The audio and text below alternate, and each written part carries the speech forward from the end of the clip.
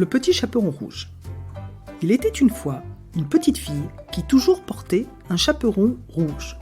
Comme il lui allait à ravir, on avait fini par la surnommer le petit chaperon rouge. Un jour, sa grand-mère vint à tomber malade.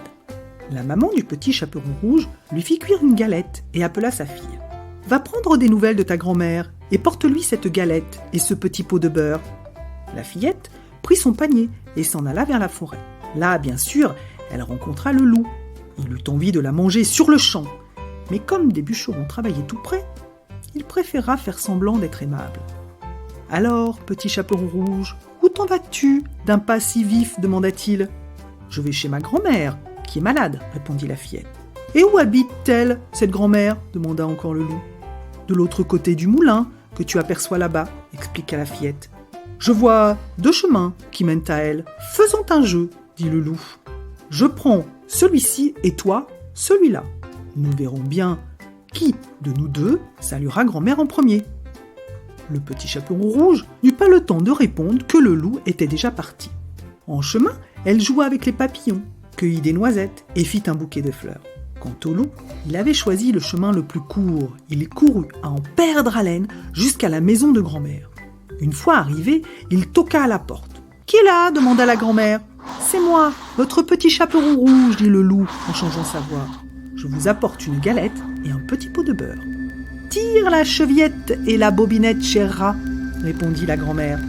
Le loup tira la chevillette et la porte s'ouvrit. Il aperçut tout de suite Mère Grand couchée dans son lit et se jeta sur elle pour l'avaler tout entière. Quelques instants plus tard, le loup se rendit compte qu'il avait encore très faim. Une grand-mère, ça ne remplit pas vraiment l'estomac d'un loup affamé. Il eut alors une idée. Le petit chaperon rouge allait bientôt arriver et il sera là pour l'accueillir. Il passa les habits de grand-mère et attendit. Bientôt, on toqua à la porte. « Qui est là ?» demanda le loup d'une voix chevrotante. « C'est moi, votre petit chaperon rouge. »« Tire la chevillette et la bobinette, cher rat, » répondit-il. Comme le petit chaperon rouge entrait, le loup se cacha sous les couvertures. « Pose ton panier et viens me rejoindre, » dit-il. Lorsqu'elle s'étendit sur le lit, la fillette fut bien surprise. « Mais, Mère Grand, comme vous avez de grands bras, c'est pour mieux te serrer contre moi, mon enfant. Mais grand-mère, comme vous avez de grandes jambes, c'est pour mieux courir, mon enfant. Mais grand-mère, comme vous avez de grandes oreilles, c'est pour mieux t'écouter, mon enfant. Mais grand-mère, comme vous avez de grands yeux, c'est pour mieux te voir, mon enfant. Mais grand-mère, comme vous avez de grandes dents, ça, c'est pour mieux te croquer, mon enfant. » À ces mots, le loup se jeta sur le petit chaperon rouge, la dévora et rassasié s'endormit. Un chasseur passant par là entendit d'énormes ronflements. « Qu'a donc Mère Grand à ronfler ainsi ?» se dit-il.